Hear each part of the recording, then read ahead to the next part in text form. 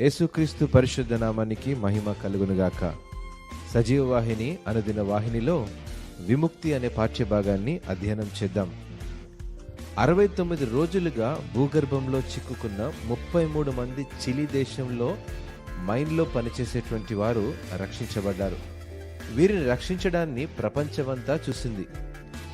చివరి వ్యక్తి మాత్రం గురువారం అక్టోబర్ 14, 2010న క్షేమంగా బయటకు తీసుకుని రాగలిగారు. ఆ రోజు ప్రపంచవ్యాప్తంగా వేడుకలతో ఆనందంతో గుర్తించబడింది. చిలీ ఎప్పటికీ ఒకేలా ఉండదని చిలీ అధ్యక్షుడు కూడా అన్నారు. శాస్త్రవేత్తలు మరియు ఇంజనీర్లు చిక్కుకుపోయిన వ్యక్తులను 1/2 మైలు దూరంలో ఒక ఎస్కేప్ రంధ్రం రూపకల్పన చేసి ఆ భాగాన్ని లోతుగా త్రవ్వడానికి పగలు రాత్రి శ్రమించారు. 69 రోజుల తర్వాత ఒక్కొక్కరిని రక్షించేందుకు 50 నిమిషాలు పట్టింది. ఒక వార్తాపత్రికలో అయితే నరకం నుండి నిరీక్షణకు విముక్తి అని పెద్దక్షరాలతో కూడా విడుదల చేశారు. రక్షించబడిన వారిలో ఒకరు, నేను దేవునితో ఉన్నాను, నేను సాతానుతో ఉన్నాను. వారు పోరాడారు, అయితే దేవుడు యుద్ధంలో గెలిచాడు. నేను చేయి చాచి దేవుని చేయి పట్టుకున్నాను.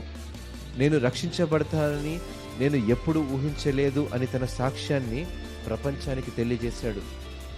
వీరి భద్రత కొరకు ప్రార్థిస్తున్న బంధువులు, స్నేహితులు అగ్ని పరీక్ష వంటి ఆ సమయంలో దేవుని కాపుదలను కళ్ళారా వీక్షించిన వారంతా క్రీస్తుకు తమ జీవితాలను సమర్పించుకున్నారు.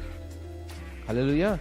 యోహాను సువార్త 3వ అధ్యాయము 16వ వచనం ప్రకారము, దేవుడు లోకమును ఎంతో ప్రేమించెను, కాగా ఆయన తన అద్వితీయ కుమారునిగా పుట్టిన వానియందు విశ్వాసముంచు ప్రతివాడును నశింపక నిత్య జీవం పొందినట్లు ఆయనను అనుగ్రహించెను అని వ్రాయబడింది.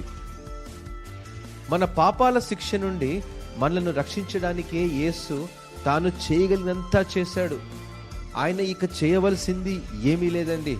ఇప్పుడు మన హృదయాలలోని విశ్వాసానికి ప్రతిస్పందించి క్రీస్తును మన వ్యక్తిగత రక్షకునిగా స్వీకరించామా అనే విషయంలో ఇప్పుడు మనకు ఒక ఎంపిక మాత్రమే మిగిలి ఉంది.